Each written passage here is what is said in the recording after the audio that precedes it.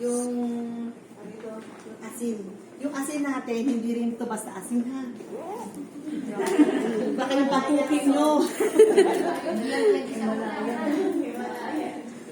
Ganito, isa sa inyo mag-uwi na isang ganito, isang bathroom. Okay? So ito pang scrub. Kunyari maliligo kayo. Tapos basahin nyo muna yung katawan nyo, tapos scrub nyo yan.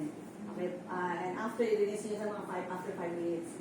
Pang-relaxan. Or pag may bathtub kayo, pwede nyo siyang ilagay. Tapos tunawin. Yung isang estudyante ko naman gusto niya pambabad ng paa niya. Nakaka-relax lalo. Oo. I-ano niya sa warm water, i-ano niyo itong salt na to. Tapos, ayun, i-soak mo yung paa mo doon, nakaka-relax siya. Okay, yan. Ito ang ano niya. Ito kasi wala nang ano eh. At nakikita niyo itong mga ganyan. Mga parang may mga yellow, yes. Dati kasi ito rose red siya. Pag kasi nagtatagal yung rose, nagiging ganda yung kulay. Maglalagay kayo mga dried flowers.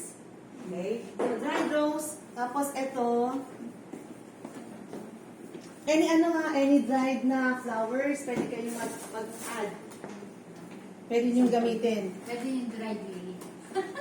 Lili, basta yung may mga Taiwanese, di ba? Umiinom sila ng tea.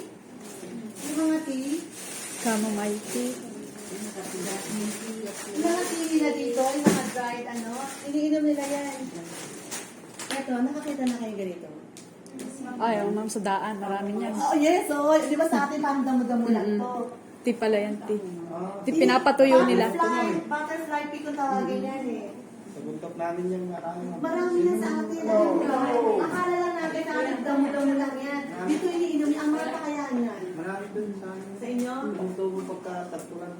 Ngayon, gawin mo tea. Alam mo isa, hindi ko alam kung anong place sa Manila yun eh. Yung meron siyang Blue Rice na restaurant. Ewan ko na ano yung news ngayon natin. Naging popular yung restaurant na